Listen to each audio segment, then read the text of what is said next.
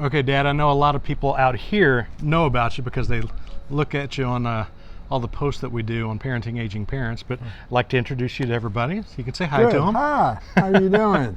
I want to talk about some of the different things that we've gone through over the last few years, I guess, because it was about 6 years ago or so that my sister Diane and I came to you and said that because of Mom and her Alzheimer's and the fact that you were taking her out to eat for lunch, for breakfast, for lunch, for dinner every day. Yes, that's right. Because she wasn't cooking anymore because of her memory and stuff. Right. That it was wearing on her, but it was really wearing on you. Mm-hmm. And we said, let's try to find an independent living place to live. It's kind of like a dorm, because you have your own apartment, but then you go downstairs for three meals a day.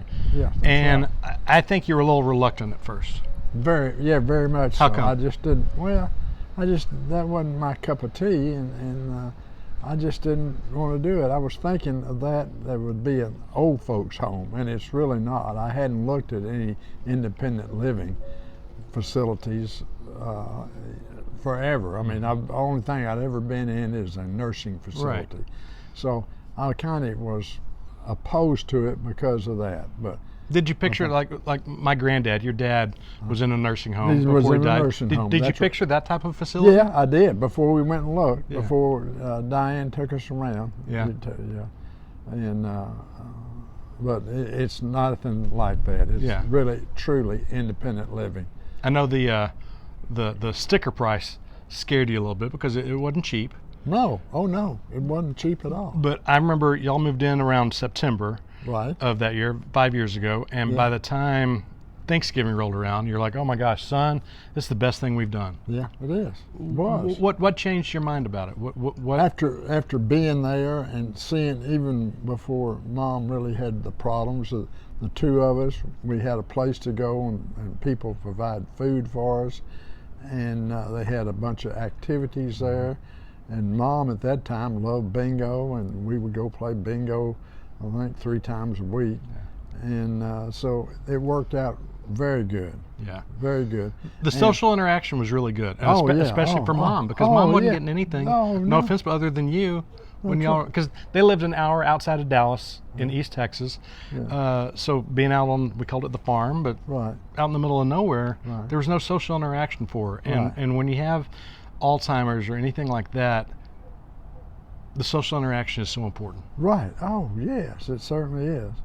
And we started that out living there. That we lived there stayed there 4 nights, and then we went home for 3 nights. Yeah. And then that changed over the years. It went down to 5 nights that we'd stay in the independent living, and then 2 nights at our home.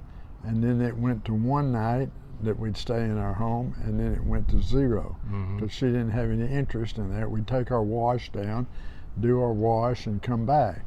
And we still did some banking, and we still had our post office box down there. Yeah. Anyway. But she also got a little confused because of where she was. Yeah, she was. So it helped her being in the same place. That's right. Basically, every day. 7 nights a week. That's right. That's true. And then as things were getting worse for Mom, again, my sister and I came to you and said, it's time to sell the place. That's right. And again, you were a little reluctant at first. Yeah, right, I was. And right. I think a lot of people who are in our group, who are in our community, get in the same boat because it's hard letting go of the fact that I don't own anything anymore. Right, that's true. Yeah, Why did that bother you? Well, it just did, knowing that I had nothing left. I mean, I was living in an apartment, but I had nothing as far as a home. But that all changed after it all happened, and I could see I couldn't keep up the farm anymore. And Mom really got where she didn't like it down there, so it just worked for the best. That when we decided to do that, it was great. It's one of those things. It kind of like moving into independent living, but it's such a big step. But once you take it, you realize that it's oftentimes it's for the best. That's true. And then you got control. You don't have any outside real estate, so you got really control over all of your investments in one place, and it's just a lot better. Yeah. Really. And then this past year, we've moved Mom into memory care. Yes. Which was, I know that was so tough on you. That was tough. But as you've, because you let my sister and me do a lot of the legwork early on, where we looked at the places. You didn't really. No, you didn't look at anything ahead of time. I didn't see any of the places. So after we moved Mom in, just take Mom out of the equation, but just seeing the place and seeing how nurturing it can be, where some people are taking care of Mom, or whether you have Alzheimer's or anything else, right. that how good it can be for someone in that type of situation. Sure is, man. And they do a bang up job keeping her clean and fed, and it's night and day. Yeah. I worried about that more than anything, is putting her away from me in some place that they wasn't keeping up with her. But I was wrong. They keep up with them, and they do a great job. Yeah, I know we have a lot of people in the group whose parents have to live with their children, or whose parents have some trouble because they don't want to give up their house. Right. They want to stay at home. And do you have any advice for whether it's for the parents or for the adult children like me, to tell them that it's not as bad as you may think, it's not as scary as you may think? No, it's not, and they ought to do it, because I'm in a support group in Rockwall with Alzheimer's, and most of the people are trying to take care of their loved ones in their house, and that's a 24/7 job, and it takes them down. It really does.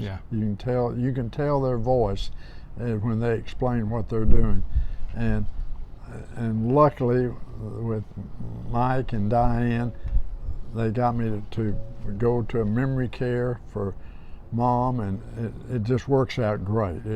I can't tell you how much it does. It's just a real plus. Well, the best thing for us is going to keep you around longer. Yeah, well, that's true. One of the biggest things we were worried about, because yes, you worry about our mom, with Alzheimer's, or somebody else with any other condition as you grow older. Right. But it's not necessarily the person who is ill, it's the person who's trying to give them the care. That was really dragging you down, and that's why we're worried about you. That's right. Yeah, and I didn't really realize the last year how much it was, how much she depended on me, all the time, for care. And and we were, like I said, we were in independent living, but anyway, so it's much better with somebody that has major memory problems, like Mom does, that she is in her own place.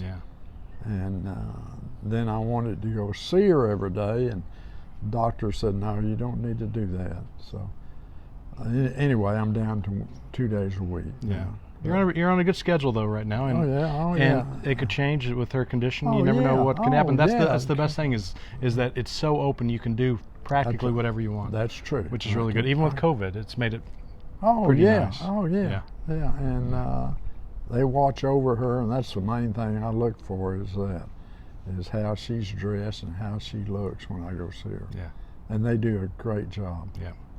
So well, I'm so glad. We're proud of you, and I know a lot of people in the group keep track of you. Yeah, well, so they're going to keep track of you more and maybe be in touch with you. But okay. Thanks for visiting with everybody. Okay, great. I enjoyed it very much. Thanks.